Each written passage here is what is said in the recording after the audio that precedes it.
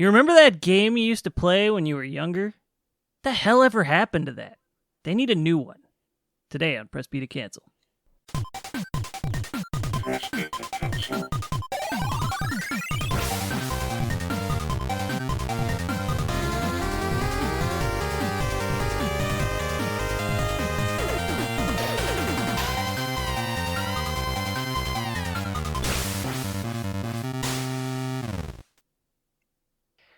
Today, we are talking about games that need another entry in the franchise of some sort. Maybe reboot, remake, sequel, whatever have you. The game's been dormant for a while, or at least we think it has.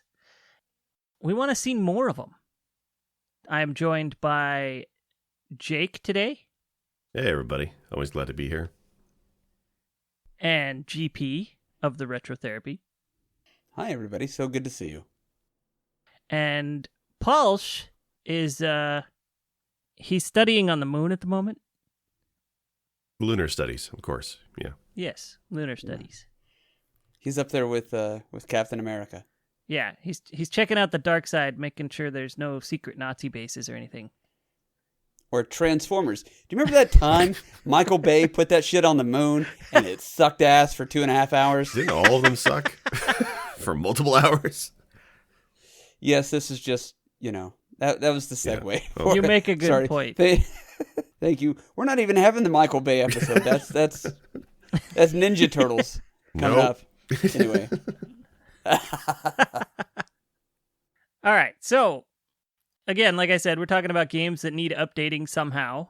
I came up with a big list just to make sure we were covered. Yeah, you did. I already told Jake before we recorded. I picked 10 games. I don't know if we'll get to all of them, but I wanted to make sure we had a substantive list here. So who wants to go first? Should I jump in, or you guys want to? Well, before we do, I want to clarify some stuff, because I don't have 10 lists. I might combined have 10 on my list, depending on your answer to this question. So are we talking about games like retro games that we love that we would like to see updated with new graphics? Or are we talking about franchises that still might be going, but we would like to see another entry in the classic form? You know what? I'm kind of on both sides of that, honestly. There are games that haven't been touched in 15, 20 years on my list, or more. Right. That I just think need another entry. And there are games that have been touched a lot more recently, but not in a good way.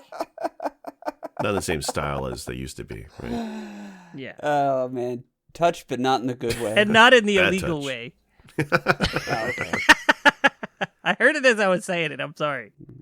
No, it's perfect. I think it's something like Ninja Gaiden, for example, right? Like, there's been Ninja Gaiden games not too long ago, but they're that 3D version. They're not the classic 2D Ninja Gaiden, right? Right. Well, okay, I'll start it off then, because I have one right in that same vein. I got Castlevania. Oh, there you go. Yeah, that's great. Castlevania is on my list, and while the series overall is pretty dormant at this point, because Konami has abandoned making video games for the most part, right? You don't like pachinko? I know. I put some money into some Konami games out at the casino. I will say I love the Netflix series, but that's not a game. Fair. That's true. So yeah, it's a good point. There's not only the fact that the franchise has just been sitting since, let me check my notes here. It has not been touched since 2014. That was the last Castlevania game. So it's been 7 years. Wild. However, the particular... I know a lot of people vary on which Castlevanias they like. I'm a big fan of the more Symphony of the Night format. Mirror of Fate, which was part of the Lords of Shadow franchise, I guess played like that. I've not played it, because I've heard it's okay. Is that a 2D one, though, or is it a 3D one? 2D gameplay, 3D game. Okay, got it. So the last one that was really in that vein was Order of Ecclesia in 2008 on I want to say the DS. However, I kept wanting another Symphony of the Night style game on console, because playing on that little tiny handheld screen sucked. Honestly, Symphony of the Night is the last one that was on a console that played like that. That's a bummer. I'd beg and plead Konami to come back to it, but they suck right now, and it's like, just sell it to somebody else and let them handle it. But not Right, Capcom. yeah, if you're not going to do it. Yeah. Not Capcom, why not? Look what they did to I'm Mega kidding, Man. yeah, there we go. Oh, we will get to that. That is on my Okay. list. We'll talk about that. But Konami IP in general, it feels like it sucks because I like the Metal Gear games a lot, and those are also on that list of games that they're not going to be touching, right? At least not for the foreseeable future. Although apparently they were thinking about going to E3 this year, backed out. So they're working on some kind of cash grab, I'm sure. Hmm. Maybe it's a mobile pachinko game. I was going to say, hopefully it's not some mobile garbage. But... Well, that thing, there was a mobile Castlevania game that had a bunch of the characters. I want to say it plays like Symphony of the Night. I know Alucard was one of the characters available in it, but it was mobile only. And I don't even know if it's on the App Store still. It came out a number of years ago. I do remember hearing about that, and I was vaguely interested at first, and then after a while, the fact that it's a mobile game kind of turned me away, and I lost interest before it ever even released. Yeah. Yeah, whenever you take mobile and add in that virtual D-pad, it's dicey. It's not even that. It's just, when it's a mobile game, it's not going to feel like the main games because it's going to be full of everybody's favorite characters. So it's going to be just this random assortment of people from across multiple games who don't belong together. It's basically just fan fiction at that point. And that's fine if it's fun to play, but part of the thing for me in Castlevania is the lore and the storytelling. So that's fair. I was just going to say then, although we may not get another Castlevania game that we're expecting, we do have Bloodstained as a series, and those games are fantastic. And you have your classic version, and you have the Symphony of the Night style Bloodstained with Miriam. Those are quite good. I haven't played any of those yet. I guess I need to give those a shot since they're essentially a spiritual successor. And they feel like the classic 8-bit style ones feel very much like Castlevania 3, like to a T, and they're very solid. Because those are, what, Curse of the Moon? Yeah, Curse of the Moon and then Bloodstained is the Symphony of the Night style, and both are fantastic games. I could have sworn you played them. I think I said this before No. in old episodes, but those are solid titles. And I mean, it has what's the dude's name? Ikaraga? Yeah. Yeah. Igarashi. Sorry. Yeah. So he was behind this kind of spin-off franchise, right? To kind of get away from Konami, and he did an amazing job. Yeah, I'm gonna have to try those. Maybe that's the the new Castlevania I'm looking for. Yeah. All right. What about you guys? Jake, you go first. Alrighty, sir. Pulseman is my pick. I have mentioned Pulseman in the past before, but it's a Sega Genesis title from 1994 from Game Freak, the Pokemon people. Yeah, that's the one that I was gonna say. Those are the guys who made Pokemon before Pokemon, right? Yeah. So maybe in a mirror universe where Pokemon did not sell well, we could have had, all this Pulseman merchandise. Gotta shock them all, Pulseman. Anyway, this game never came out in North America originally. It was only available here on Sega Channel and then later on the Wii Virtual Console. But it's a fantastic platformer. I like it. Is it amazing? Like a perfect 10 out of 10? No. But I think it stands up there with Sonic 1, right? This could have been a trilogy of games, and I can see them building on the gameplay. It's got a neat mechanic where static electricity style, you run on the carpet to build up the charge kind of thing. And then you can do this, they call it volt tackle, where you fly through the air in an electrical ball. It's really neat, and a lot of the bosses use that mechanic. They kind of tie into it. So it's really well done. The theme is interesting. It's kind of a cyber internet style stage as we kind of go in and to explore a bit more and then come back out to the real world. There's some basic, pickups and powers. The bosses are very animated and creative. The music is decent. There's speech. Like, it's a solid game. And it never got anything. Like, not even a cameo appearance in other titles like some games do. Never a sequel, never mentioned again. And it's a real shame. Pulseman is a really solid title that everybody who's a Genesis fan should play because it's got that Genesis sound to it. So I'm kind of disappointed it never got a second chance. But I mean, Game Freak, they're busy. doing these Pokemon things. You know, they got a lot on their plate. But I always wonder, you got a company like that where it feels like they're pigeonholed into just doing one thing. There's got to be a sub-team over at Game Freak's office who's kind of like, please, boss, please. Just please, let's make something new. How about a gritty shooter? Right? A dating sim? Anything besides monster capturing. Put the Pulseman people in Smash Ultimate, we'll be fine. You know what? I'd take it. You put Pulseman in Smash Ultimate, I'd be happy. But he doesn't have a sword, so he'll never get in there. Well, hold on now. You know, I'm not going to say anything because we haven't done a Smash Brothers episode yet. Once we do, I will remember your comment. And so will Snake Plissken. Right. Yeah, well, okay. I don't want to go on a tangent about Smash because we should do an episode on Smash. That'd be a whole thing. Yeah. Okay. Have you guys played Pulseman? No, I've not. Watched you play it. Okay. Yeah. Right. I'm doing the series justice. Well, yeah, I was going to say, which watching you I enjoy, but watching you play that, I've realized I don't need to play it. I just need to watch you play it. It is a tough one. Yeah. Giggity. But to me, it looked kind of like a weird mixture of Sonic the Hedgehog and Vector Man. Yeah, kind of. Right, that's a sci-fi setting, but more of a Sonic style movement set. But it's not as fast paced as Sonic by far. Very 90s aesthetic. Yeah. All right, GP, what about you?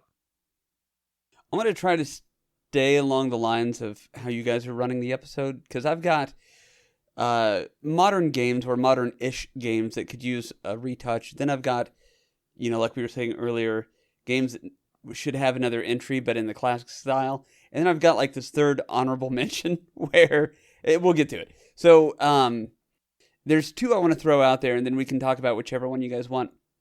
Silent Hill is the first one that came to mind. I always enjoyed the Silent Hill games. That whole franchise is dope. If my research serves correct, which I was so happy because this is what I thought, and then I looked it up, and I was like, oh shit, I was right. Hideo Kojima was supposed to put one out in like 2015, and then it got canceled, and I don't think they've touched that property since. That's the one with Del Toro was involved, right? Right. Norman Reedus and Del Toro, yeah. That one would have been probably amazing. It's entirely on Konami that we didn't get that. That sucks. Yeah, so if we just want to like flog the dead horse of Konami, I guess I'm fine with that. But I just think about how they are handling suspense in some of the more modern things that have, you know, come out the last couple of years. If they could find a way to incorporate the type of anxiety and approaching jump scares, you know how like in movies when you have jump scares or in video games, it's kind of like walking toward a cliff.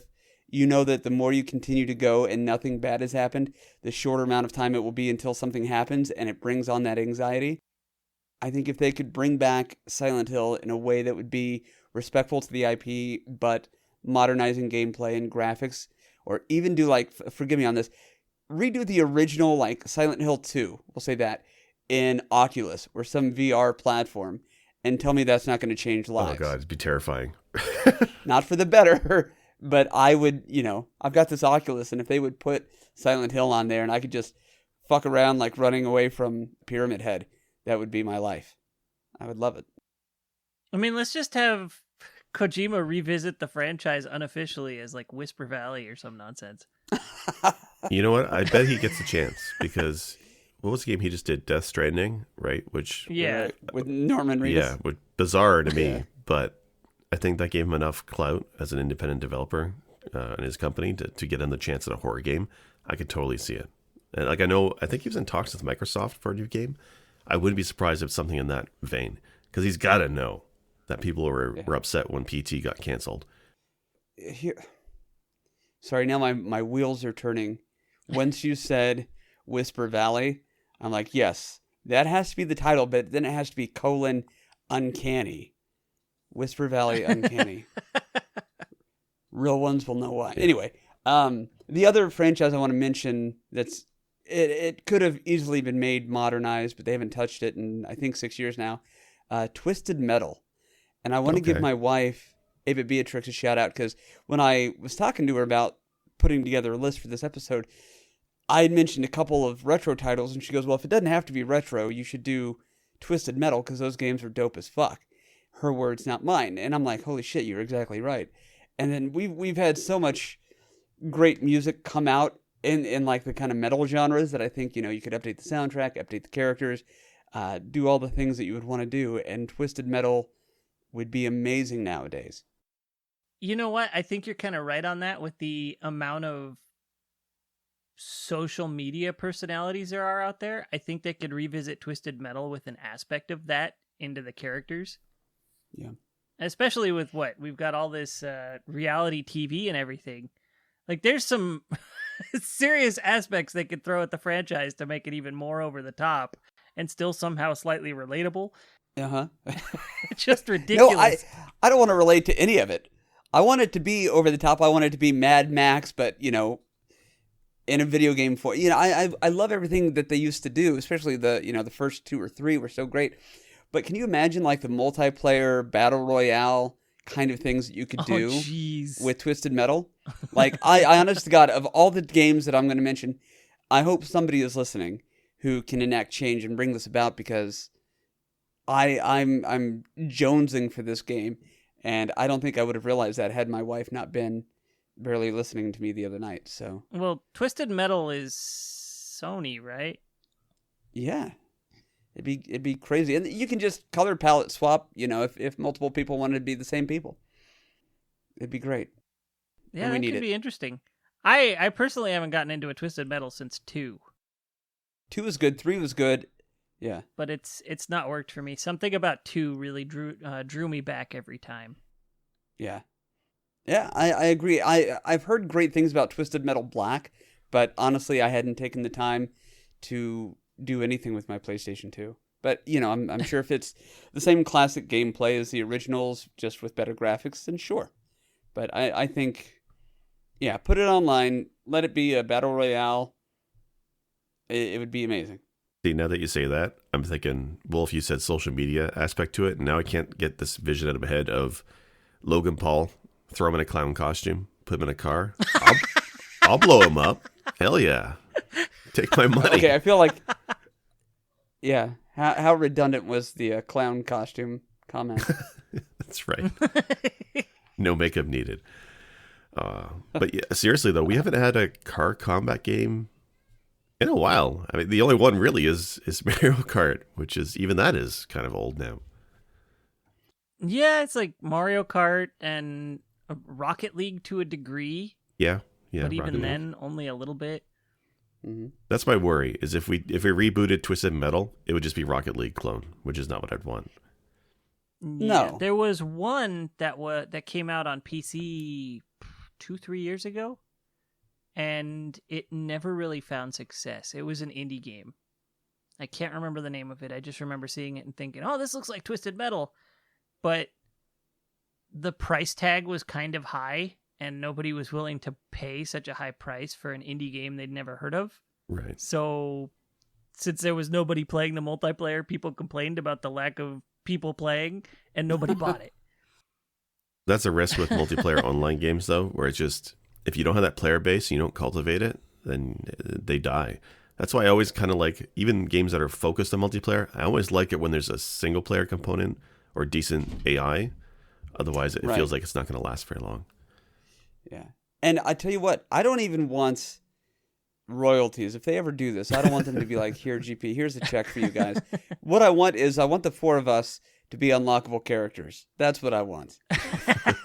We're not asking for much. Just throw some press B representation in that game. Yes, I want a therapy vehicle and nothing else. If they did incorporate the social media influencer idea, they could easily just throw various online personalities into the game. Yeah. Sure. That'd be great. Like, a little bit illegal, but still.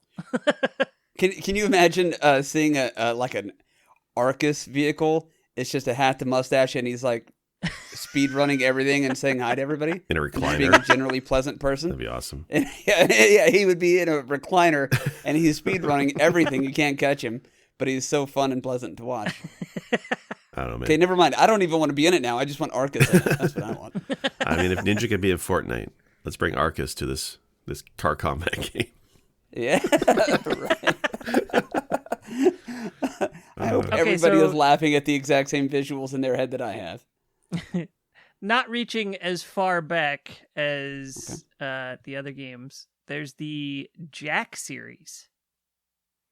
Jak and Daxter. Oh, okay. So this started in 2001, and Naughty Dog was done with it in 2005. So I didn't realize they pumped them out so quickly, but it was Jak 1, Jak 2, Jak 3, and Jak X Combat Racing. So 2001, 2003, 2004, 2005. That's it. Like, they pumped them out real quick.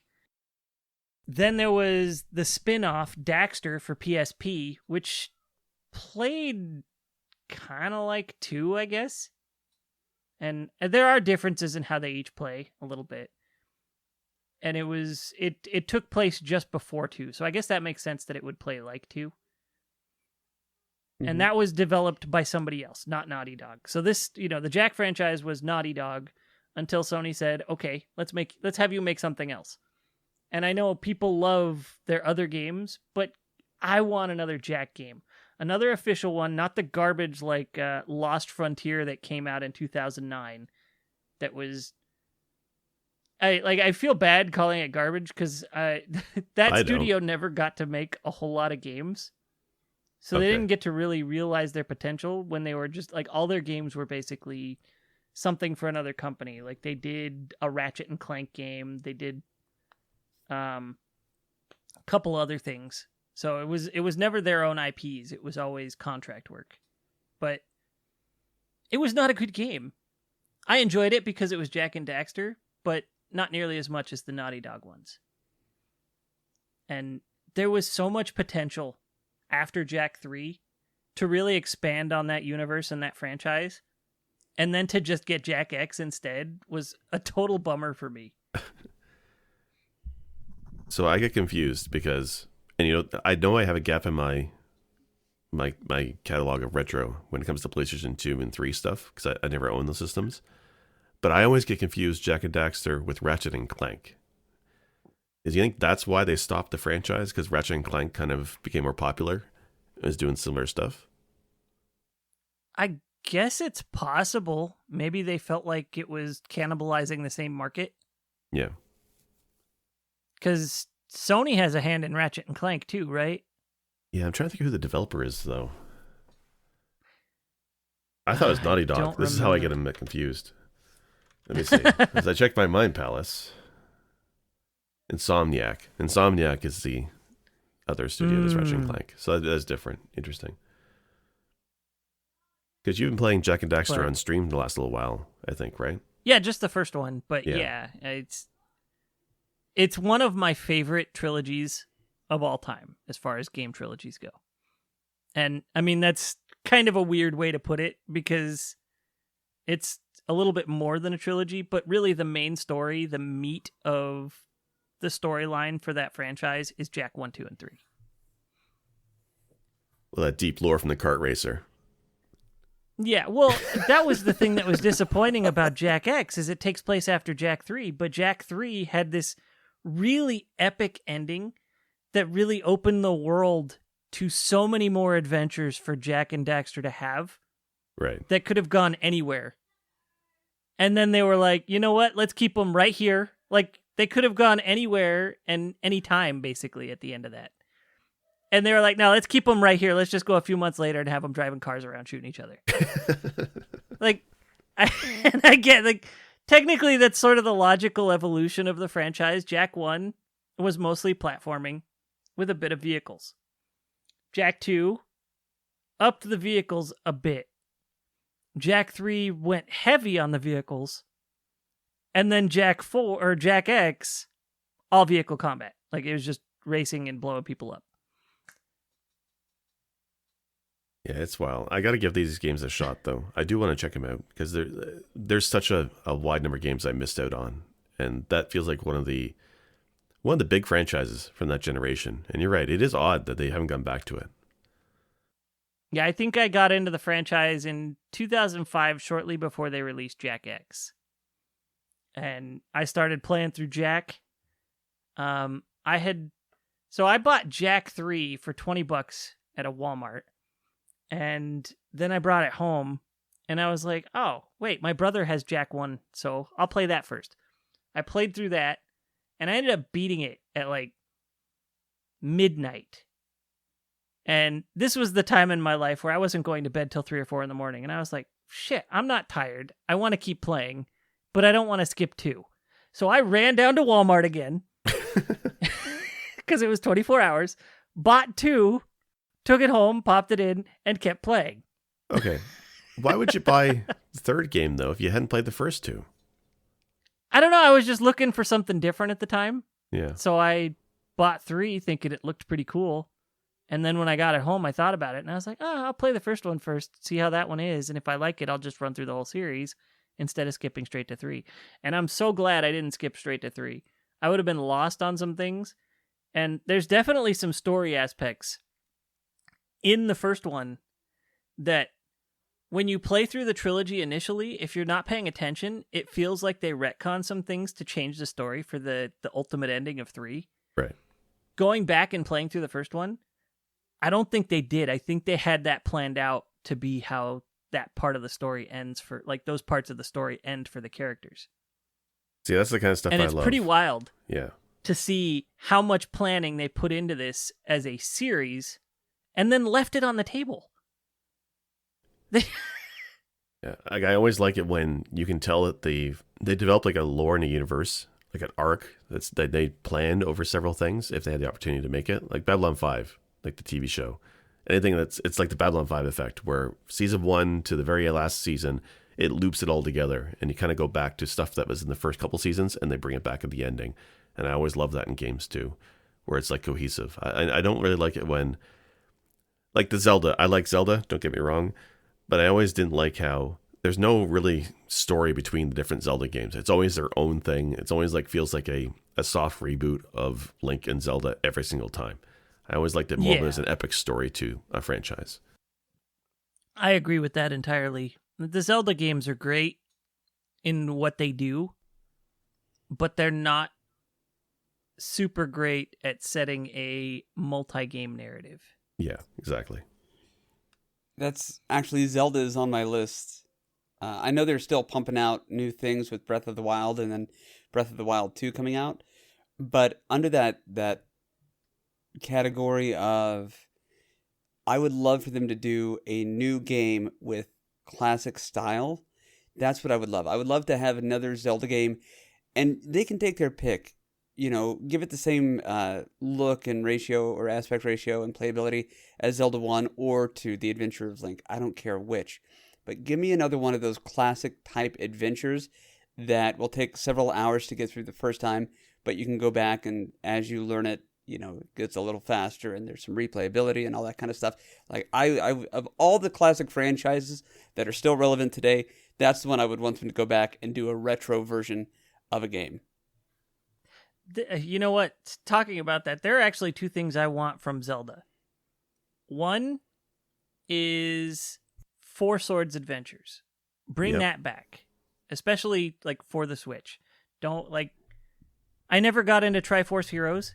It looked pretty cool, but it was, first off, it had Phantom Hourglass syndrome for me, where the characters are, like, the world is just so different from the usual Zelda game where I was uninterested.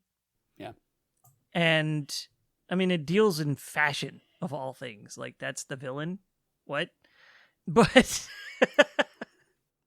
it was also only 3 players, and it played, from what I could tell, a bit differently from 4 Swords. Whereas 4 Swords felt like a multiplayer Link to the Past, which is awesome. And I loved 4 Swords back in the day. I want them to bring it back for Switch. Even if it's only 1 player per console, I don't care. Bring it back for Switch. Let people sync up online, play it together, and have their own little adventure with the others. You know what I mean? Mm-hmm. That'd be cool. They did it with Square did it with Crystal Chronicles. Nintendo can do it with 4 Swords. Sure.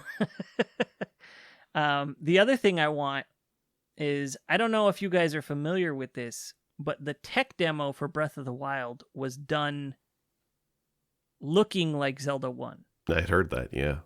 Which is wild. Oh, I wish they wow. could see that. There's video of it. You can see it. Oh, really? Okay. Yeah. Remind me when this episode drops, and I'll drop it in the Discord for everybody to check out. Yeah, I'll put it in the show notes. That game looks super cool the way that was, and I would love to see just a big, massive open world Zelda 1 looking game with all these different things like that. He was chopping trees and making a raft and cruising across little rivers, and it was cool. I want to play that game. I'm surprised it doesn't exist now as a mod or ROM hack, because the Zelda fan community is massive with hacks, right? Like there's a bunch for Link to the Past that are huge, but is there any that quite like that open Breath of the Wild style? Somebody was actively working on fleshing out what they saw of that game as a PC game. Okay. And after a few months, Nintendo caught wind and shut it down. As they do. Yeah. Right. So Goons. Hired if goons. you go looking, because it was on the internet, I'm sure you can still find it. But it's as I understand, a pretty incomplete experience still. Yeah. But you can technically kind of go play what they were going for if you go looking. And I've been meaning to do that myself. I would love to check it out. But the game looks super fun. Yeah, like another Zelda game is why I end up supporting or buying Link's Awakening port on the Switch. Just because I like that style of Zelda so much, and I wish Nintendo would do more. Like, they already have the engine that they recreated on the Switch for Link's Awakening. Why not bring Oracle of Seasons and Ages or a brand new adventure using the engine? They're never going to, because Nintendo doesn't do anything fans want.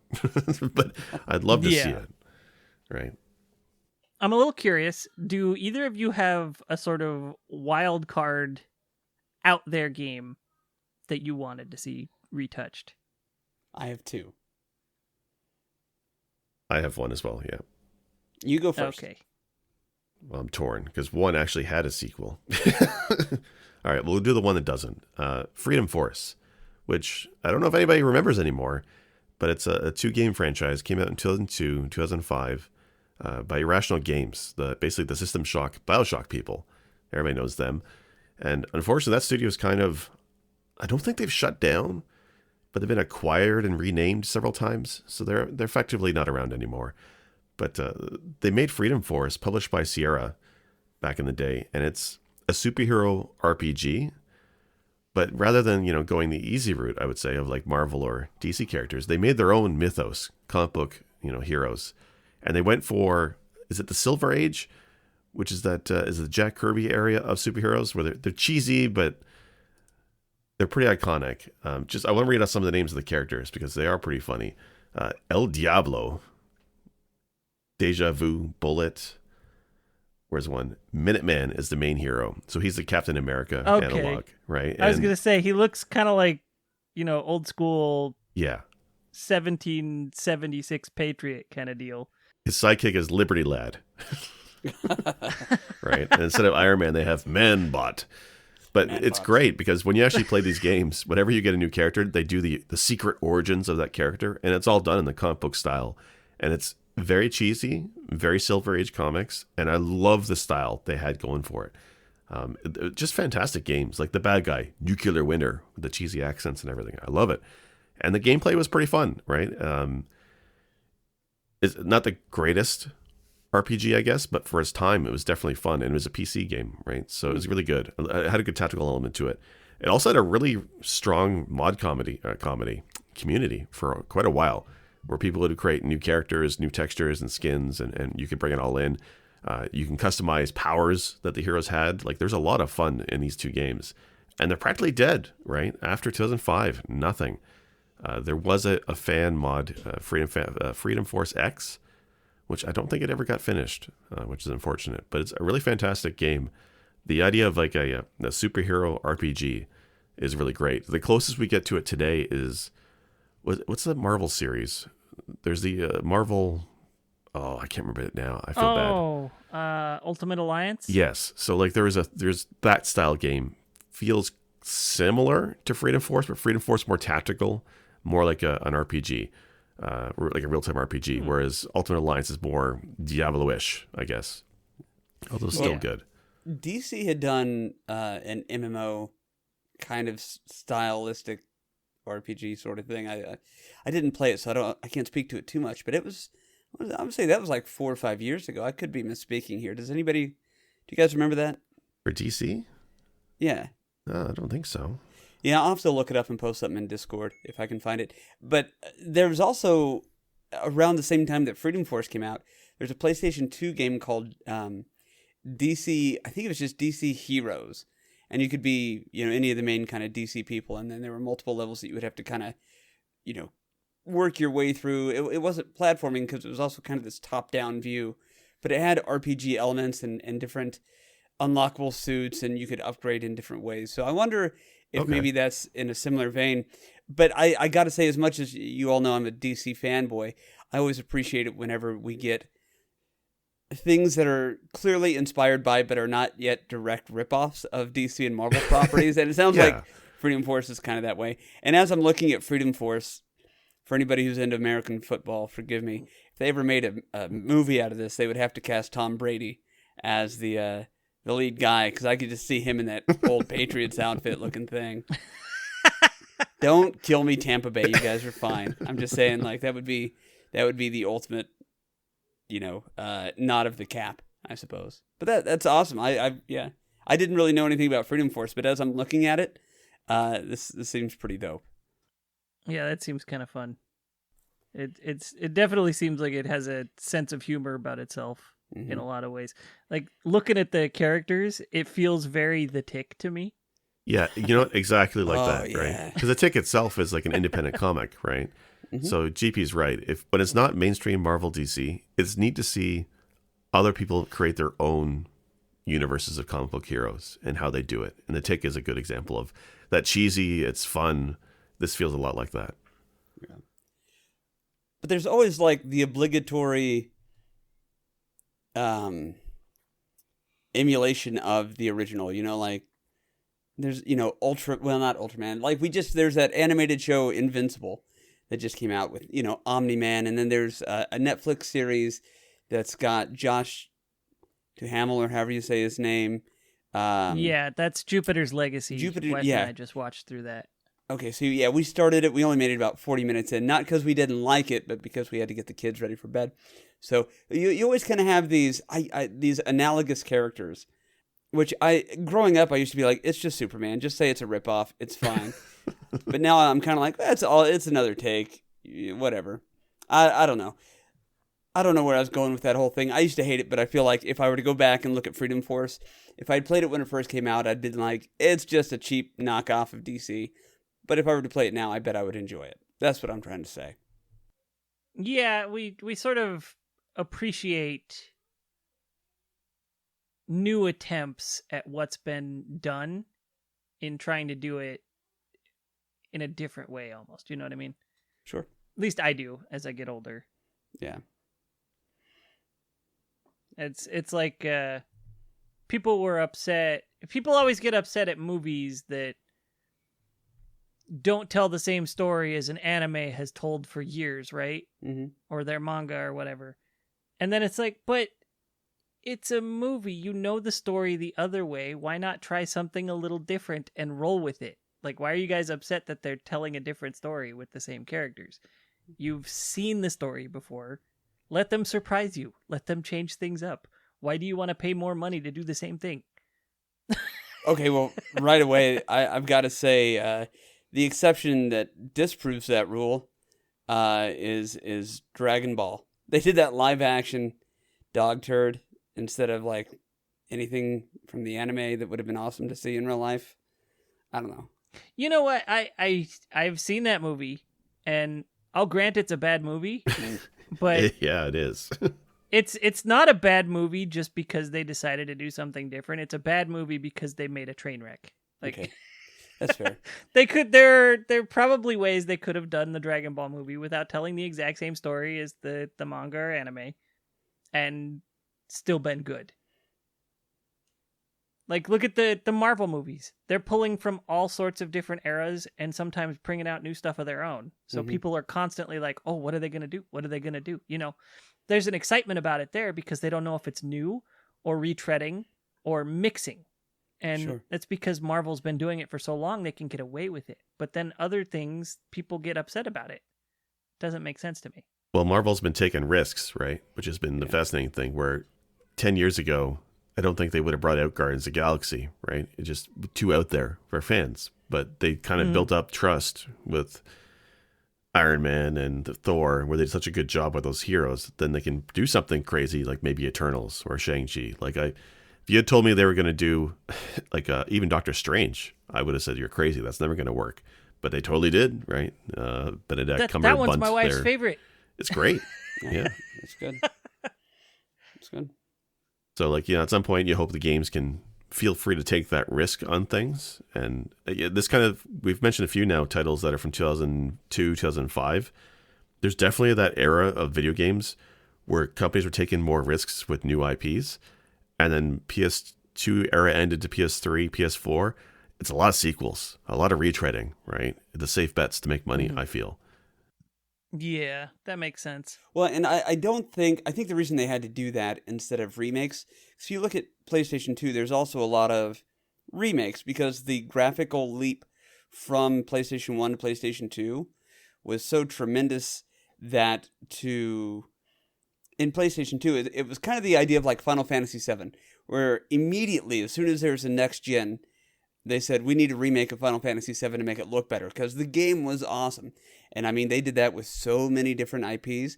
But by the time you get to PlayStation 3 from the PS2, the graphical leap is still there, but not as severe as the PS1 to PS2. So they're like, well, let's just do a sequel so we can keep these IPs fresh, looking good, without, having to just remake, Metal Gear Solid again. Yeah, that's true. Like, PS2, I feel like the graphical difference from when PS2 came out to when PS2 ended was probably one of the biggest leaps in a hardware generation we've seen. Because, well, look at some of those early PS2 games. They basically look like pretty PS1 games. And then you look at the end of the PS2, like even games like Silent Hill 3. It looks so much better than the early PS2 games. You wouldn't think it's the same platform. Okay, well, I'm going to say a couple things here. Hardware. I don't disagree with you, but I don't know if it's the biggest. Case in point, look at where the NES started off with, well, it's not the exact beginning, but let's say Super Mario Brothers. Look where it ended with Super Mario Brothers 3, just in that one franchise. Look at, Little Sam's, and look at the what they figured out they could do with the NES was staggering. But to your point about from console to console, I kind of have to say going from like Super Nintendo to the 64, right? Like, to me, I mean, because Mario 64 came out. Yes, it wasn't as fine-tuned as a lot of the other 64 games. Not that they were all that way. A lot of those games were ugly as sin. But what a tremendous jump that was to go from 2D to 3D, right? Yeah, and that's hard to compare, which is why I was doing the console specifically. Yeah. Because, like, the beginning of PS3 to the end of the PS3, not that big a deal. Right. Beginning of PS4 to the end of PS4, I mean, at a point, you're just adding pixels instead of really improving a ton of stuff. You're adding pixels and getting into the nuances of graphics instead of, the big heavy lifting of graphics that we've seen change over the years. That's kind of peaked a little bit. Well, let's put this to our people following us on Discord. Anybody who's listening who's also on our Discord, what do you think is the biggest leap in single console refining? The NES, the 64, which let's go ahead and throw that out there. It's not going to be the 64. If anything, they kind of step backwards. The PS2, like what? Just within the same system from beginning to end during its shelf life, what was the biggest improvement graphically? That's an interesting question, but I want to hear what everybody thinks.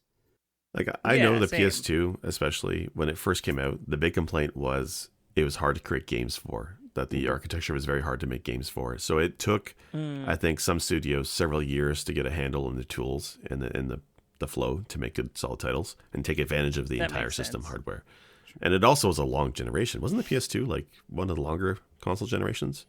I think so. It came out in 2001 and went on until 2009, something like that. Yeah, so that's quite a leap. But I mean, those ages are past now because the Xbox One and PS4 for their runs, they were also quite long runs. But I don't feel there was any major difference between early games versus later gen games. It all feels like lock in step with what the PC was doing through the generation. So we're kind of we don't necessarily see that anymore, right? Because GP's right with the Nintendo. Looking at Mario Brothers 1 or like Balloon Fight, which I love, and then the graphic style of that versus something like Kirby's Adventure late gen, like the game, the performance they eke out of that machine is quite uncanny. Well, yeah, and yeah. let me state it this way, and then I'll use this to transition into one of my kind of fringe old series that I would like to see a newer version of. Like Jake had said, look at Super Mario Brothers, the original one, and then look at Metal Storm. They don't look or sound or feel like they're on the same console. With smoothness, with color palettes, with sound quality, OST, it's such a tremendous leap. So to that point, I would love there to be a newer or a revitalization of Metal Storm. If you haven't played it for the NES, play it now. If you've watched me play it, I hope you enjoyed it, but just know that game was dope as shit 30 years ago, and if they were to do that on a current console, I mean, mech suits are just as vital and relevant in nerd culture as they've ever been. Put that in a gravity-defying or reversing. You could even do it first person if you think you could stomach it. But, Oh no, don't do that. give it to I'm me on starting my to vomit Oculus. just thinking about it. Reverse gravity. Whoop, oh, there goes my stomach. Right. So that is probably one property I would love to see the most. Yeah. Brought into the current era, but that's kind of my fringe one also because not everybody knows about Metal Storm. Okay, well, I've seen you play that one. I think that would be an interesting one to revisit for sure. My out there, who the hell ever played this game, is Seaman. I'm sorry, say that one more time, please. I don't think I heard you correctly. I think you did. Come again? Come to Press B to Cancel for all your juvenile humor needs. Look, that's all we have are dick and fart jokes, guys. Seaman was this weird digital pet game where you literally grow, like, you have an aquarium where you're growing a fish with a man's face, and it begins to have conversations with you over time. We got a snort. Was that you, Jake? Yeah. Oh, thank you. And I know it's super ridiculous and creepy as hell. But the Seaman, like, he maintains certain memories of things you say. So they sort of make it to where he's getting to know you and understand you and tries to have conversations with you. And it's got a lot of keywords that trigger things to where he'll start other conversations with you based on things you say, because the game comes with a microphone. Oh, okay, cool. And every time you play, because you they expect you to play daily or at least every 2 days or something, to keep, because you have to go back and take care of it, otherwise it'll die, go belly up, and you have to start over. Just like but life. Leonard Nimoy does a recap every time you fire up the game. Yes, now I'm in. Leonard Nimoy narrated this game as a, like, this is what happened last time kind of deal, right, with your Seaman and where you're at with him now. And I thought that was great. And then they made a sequel that was only in Japan for the PS2, because the original was Dreamcast. Wait, it had was a later sequel? re-released on the PS2, but in Japan only, it got Seaman 2. Oh, I didn't even know that existed. Yeah, but it never came to the West, and I think it was just one of those games that was probably, especially at the time, just too weird for this market. But I want to see that franchise revisited. I think Sega could do something amazing with that. And this is another example of Sega really going out on a limb with their stuff. If you look at the number of video game experiences now that are based on responsibility or like chore simulation, forgive me for saying it that way, Animal Crossing and those kind of things. Even Tamagotchi had a revitalization for a minute the past couple of years. I could definitely see there being a long line of thirsty fans just waiting for Seaman. Well, okay, it could be explosive if you think about it. Yeah. Stepping around these dirty jokes you guys are making without stepping in anything. Wait, what? How dare you? Dirty jokes. Okay. The game actually had, and this is going to sound ridiculous, it had some deep lore. Like, Seaman has a history in this game world that is thousands of years old. Oh, wow.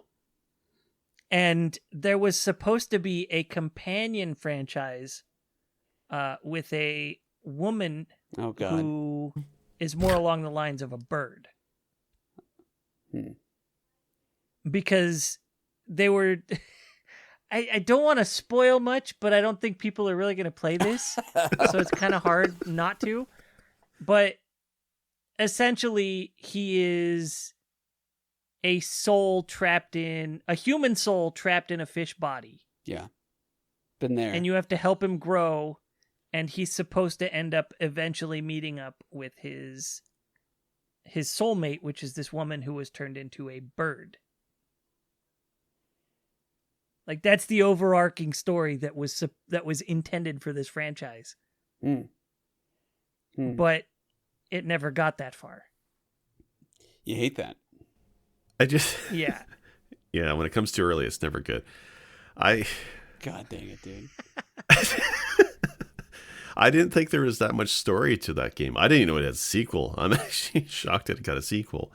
It's neat, the virtual pet genre of games.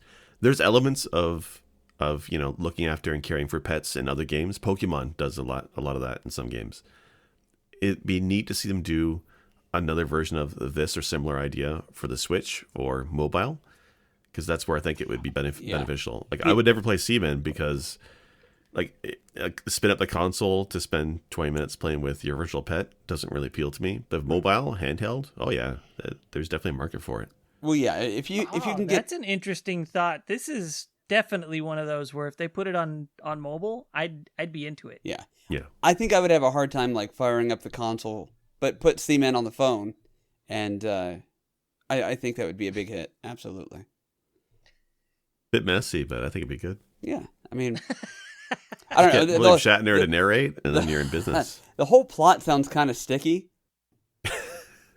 But, I mean, yeah. If you can make it multi-dimensional, not so straight ahead, more than just a single cell, I think it'd be, good. Well, you know what, Sega?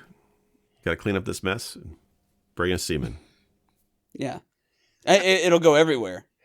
Yeah. But you know what? When we're saying companies that take risks, Sega's all about risks, right? Like, Yakuza Like a Dragon is the most bonkers game I've played in a while. And I can see that with Seaman. Oh, it sounds like Seaman. Oh my god. This opens up so many more opportunities for jokes. Oh, well, shit. Now I feel bad. That is dirty. Sorry, Wolf.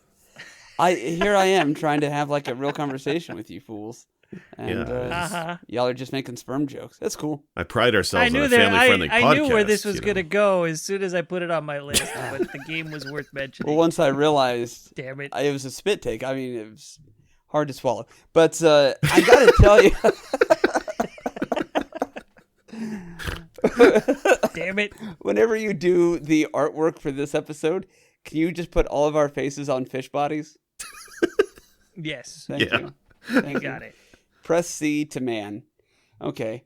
I have a couple of questions real quick for you guys. I know we're kind of running along, but I've got a couple of things I wanted to mention, and we don't have to dive into it, but if you could just give me a yes or no as to whether you think these would be worth updating. I know earlier you had mentioned Ninja Gaiden had some newer generational games, but they didn't play quite like the old ones. What about doing that same thing with Bionic Commando? Because I know that got updated for, I think, the PS2 or PS3, but I don't think it... Yeah. No. Yes. But I Really? Yeah, there was a Bionic Commando, I believe, on the PS2. But if you could give it a I similar really missed feel, out. I think It was... I think it'd be so much fun.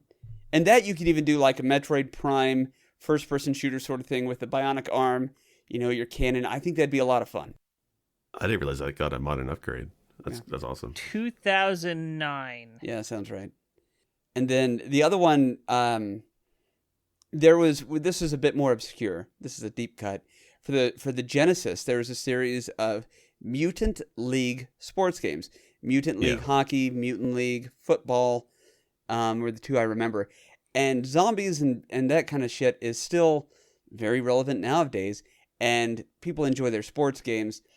We've talked about, during my top 5, like typically if I'm going to play a sports game, it has to have some sort of weird bend or niche to it. And I think if I was going to make the transition to sports ball games on newer generation stuff, give me an updated Mutant League Hockey or Mutant League Football, and I would be all about it. What do you guys think? I would love to see that, but I don't see Electronic Arts spending resources on that when they've already got all the other major sports franchises. Sure. Like maybe it's dead because it deserved to just be a one-off thing. No, so I like the idea. Okay. I think that would be a great thing to revisit with modern tech. Go back to turn their game, tweak it, make it into a Mutant League game with, whatever the newest football, the Madden or whatever. Right? Oh, that would be like... Tweak the engine. Yeah. Turn it into Mutant League and, make it to where you can attack each other and things like that. Yeah. That would be awesome. Make it a DLC. Make it a mode. Yeah. Or like an unlockable after you do certain things. Now you've unlocked Mutant League. That would be really cool. I could dig on that. Because Call of Duty has the zombies mode, which people actually quite like. And I'm thinking Madden or in all the EA's games, EA sports games, the big joke for the last football game was the physics was kind of janky.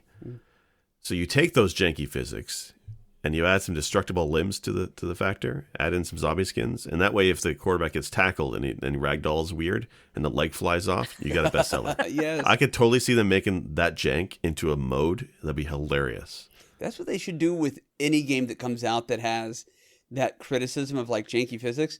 All right, we're going to keep that same engine, but we're going to make it a zombie theme. And nobody will complain anymore. That's brilliant. Yeah. See, that bums me out because EA of old absolutely would be like, yeah, let's do it. Trip Hawkins, if he heard this idea and he had just all the force of the company behind him, he'd be like, we're doing this. No. Nowadays, it's a yearly franchise. They don't want it. Yeah. We'll likely never see it, which is a sad story. I think we had some brilliant ideas today, guys. Well, before we go, there was one franchise I was going to put on my list. Ninja Kid, or Ninja-kun, I guess in Japan. The one I remember playing the most in arcades was called Rad Action over here. We never got the first one in America, in Canada. But it's called the Ninja-kun series. It's a really delightful platforming game. You're a little ninja, infinite shurikens, jumpy physics, bopping off enemies, stunning them. It's hilarious and fun to play. And I got some Famicom ports. And I always wanted to play another one. I thought it was a character they could bring back. When I was doing research, they did. I didn't realize. Cool. I know there was a Super Nintendo version of it, Super Ninja Kid, that looked terrible. But there was a port in 1999 on the Wonder Swan, which I didn't even know of. And there's also a Game Boy game where the company took the characters and did a Link's Awakening Legend of Zelda style game, but with Ninja Kid. So it's one of the ones where I did put on my list because they actually have a franchise. Is that Little Ninja Brothers? No, it's so that's the problem. That's why it never got called Ninja Kid over here in North America, because there's already another game called Ninja Kid. It is this one. Let me show you a picture in Discord. And I can't, but I'll give you a link. But for those who are listening, you're a little tiny red and white ninja. And there's little voice samples. I have no idea what he's saying. But it's very cute, very, very Japanese folklore inspired enemies like Onis and the big red things. It's just a great fun platformer. It's very tight controls too. And like for an old arcade game, there's wall jumping, there's climbing a bit, there's, the bopping off of heads. Like, there's more to the gameplay than most other arcade games had at the time. And I always want to see another game with that kind of level of control. Ninja Taro was the spinoff, yeah. Yeah, you reminded me with that of one that I wanted to put on my list and completely forgot about, and it was Little Ninja Brothers. I don't know if you guys, the more common one that people probably played was the game Kung Fu. Yeah, I love Kung Fu. Yeah, I for played the that. NES. Or no, not Kung Fu. Kung Fu Heroes. Sorry. Kung Fu Heroes was the one that was overhead, kind of bird's eye view. Gotcha. And was 2-player, and you could jump around just on this little map, and it was kill everything until the boss shows up, and then kill that, and you go on to the next level. Little Ninja Brothers took that, and instead of making it, just a constant arena battler, it became an RPG with a ridiculous, silly story and a whole world to explore. And then that's what the combat was. When you got into a battle, that's how it played, was like Kung Fu Heroes. Okay. I'm looking at the pictures of Little Ninja Brothers. I played the original one where it's just the battling, but an RPG with this as battles would be really cool. It was a lot of fun. I really missed that game, and I would love them to bring that back. I feel like that one didn't get enough love. Yeah, it's interesting. Like, we're in a market now where a lot of the older games are being brought back in limited packages and whatnot. So, right, like the Kunio-ku series got back, or Kunio-kun, whatever, got brought back, and there's been some spin-offs, River City Girls. So there's a market for taking these old classics and kind of revamping them. But there's so much untapped I wish they'd go back to. Apparently, there's a whole series of these games. Is there really? Yeah, all the way up until 2004, it looks like. Wow. Oh, wow. That's starting with Kung Fu Heroes in 1984. It had 1, 2, 3, 4, 5, 6, 7, 8, 9, 10, 11, 12, 13 games. Wow. That's a franchise. That's like Dynasty Warriors set up. Seriously. One honorable mention I wanted to throw out there before we're done is Legacy of the Wizard. And I know there are a lot of people out there who enjoy Legacy of the Wizard for the NES. I think a lot of them might not realize that it is part of a larger franchise that was called Dragon Slayer. So Legacy of the Wizard in Japan was called Dragon Slayer 4. So it was the 4th game in the franchise already. Eventually, it led on to, I want to say 5 and 7. Dragon Slayer 5 and 7 were called Legend of Heroes. Like, that was their subtitles. So Legend of Heroes and Legend of Heroes 2, which, if you have been paying attention to RPGs the last few years, you'll recognize sounds similar to Legend of Heroes, Trails of Cold Steel, Trails in the Sky. Those are actually spin-offs of the Dragon Slayer franchise. Huh. Who makes those games? Trails of Cold Steel and Trails in the Sky come from Legacy of the Wizard and before, What company makes those? Nihon Falcon? Nihon Falcon. Oh, okay. Same company as Ys. Oh, okay. Yeah. That's another series that's been kind of going on for a long time. Yeah. I'll have to check that out. All right. Was there anything else you guys wanted to just throw in there real quick, rapid fire? Or are we Well, I have one. good to wrap this one up, you think? It's recently got a remaster, which is Mass Effect, and I really wish they'd make a 4th game for that franchise. Wasn't that Andromeda? But no, they never made a 4th Mass Effect game. They really should have. It could have been really great. What was Mass Effect Andromeda? No, I'd never heard of that one before.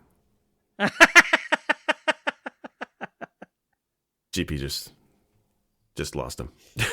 I'm too modern for you. I'm doing research on Freedom Force. Leave me be. We know you're looking at semen. It's okay. No, I'm just saying Mass Effect is one where it's a franchise that I love the trilogy, and it's one I always wanted another game for. And then we got Andromeda, and it's kind of like, well, I wish I didn't ask for one. It was not very good. So, but yeah, I was just kidding. All right. Well, unless GP has one rapid fire for his end, I think we're good to call it. That's my whole list. We've covered them all. All righty. Capcom and Mega Man X. Come on, wait, guys. no, we did say at the top of the episode we were going to do Mega Man. Mega Man 9 and 10 were so great when they did the demake, and then they came out with 11, which I haven't played, but I've watched people play, and it looks fun and it looks cool. But can we go back to making like the classic Mega Man feeling, please? Thank you. That's all. Or even with the X series. X has grown and done so many other things. Give me Mega Man X19 or whatever with the original graphics. Thank you. GP, go play. It's in early access, but go play 30XX. Okay. That game is fantastic, and it feels very similar to Mega Man X, but it's a roguelike. Oh, okay. It's a great package for only in early access. It's a sequel to 20XX, which is also quite good, but 30XX is what you want. Go try it. I'm on it. Yeah. That's all. All right. I think that'll do it for this episode. So let's tell the people where we can be found. Jake? Yeah, I'm Sick Jake. You can find me on Twitch and Twitter. And GP?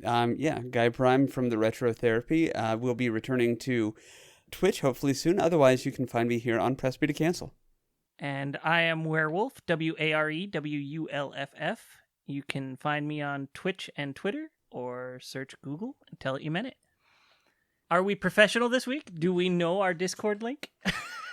Hold on there. I'm just thinking. I'm I'm reaching the back of my mind palace here. Yeah, Discord link is bit.ly/pressb to cancel. Patreon is and our Patreon. Patreon.com/pressb to cancel. And then Twitter, Instagram, Facebook, all are under Press B to Cancel. And hey, if you really want to support the show, you can always buy a t-shirt. pressbtocancel.threadless.com. They're so good. And hopefully by the time this comes out, there will be a new design up there with a mug. Ooh. Yes, I need a mug. The mug is on the t-shirt? I guess if I did a Double Dragon thing. But no, I was going to say... Do we need a new Double Dragon? No, we'll talk about that some other time. Yeah. No, they've been making Double Dragons. Right. They've just been bad. Right. Well, that'll be the one. I need a new version of the classic Double Dragons. Give me a new. Yes, for the Master Pick 'em up, System. yeah. Mm. I love you guys. All right. Thank you, everybody, for listening. We'll catch you next week. Bye. Baby, come back. You can blame it all on me. I was wrong. You can blame it all on Konami.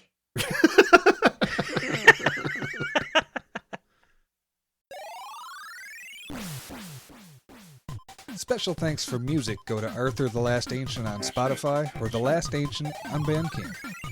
For more episodes, please visit our website at pressbtocancel.com. And also, feel free to like, comment, subscribe, and check us out on Twitter, Instagram, Facebook, YouTube, and Patreon. As always, thank you. This has been Press B to cancel.